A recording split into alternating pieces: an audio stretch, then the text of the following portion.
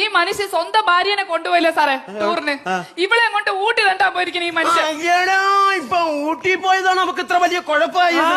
അയ്യോ ഇതിനൊക്കെ ഞാൻ എന്തുവാണോ പറയണ്ടേ? സാറേ ഇത് സംഭവം വേറൊന്നുമല്ല. വീട്ടില് നല്ല കുത്തരി ഉണ്ടെങ്കിലും ചില പട്ടികൾ റേഷൻ അരിയെ തിന്നത്തുള്ളൂ. സാറേ ഞാനൊന്ന് ചോദിച്ചിട്ടുണ്ടാ, ഈ നിൽക്കുന്ന മഞ്ജു ഊട്ടി പോയിട്ടില്ല.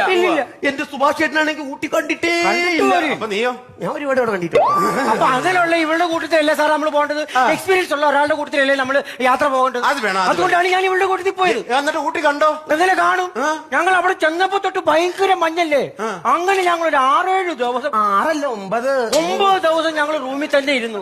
പിന്നെ തണുപ്പോട് തണുപ്പായിരുന്നു. പിന്നെ അവസാനം തളർന്ന് തിരിച്ചു വരുവായിരുന്നു. അല്ലല്ലോ സതികെട്ട് തിരിച്ചു വരുവായിരുന്നു. കുടുംബത്തിൽ പറഞ്ഞ ഏതെങ്കിലും ഒരു സ്ത്രീകൾ കാണിക്കുന്ന പ്രവൃത്തിയല്ല ഈ മഞ്ജു കാണിച്ചത്. എന്താണ്? ഞാൻ ഈ സുഭാഷ് ചേട്ടൻ ഒരാഴ്ച കഴിഞ്ഞ് വന്ന് ഇറങ്ങുമ്പം ഒരുമാതിരി വൃത്തിയേറ്റ സ്ത്രീകൾ നോക്കുന്ന രീതിയിൽ സംശയത്തോടെ നോക്കുന്നു സാർ.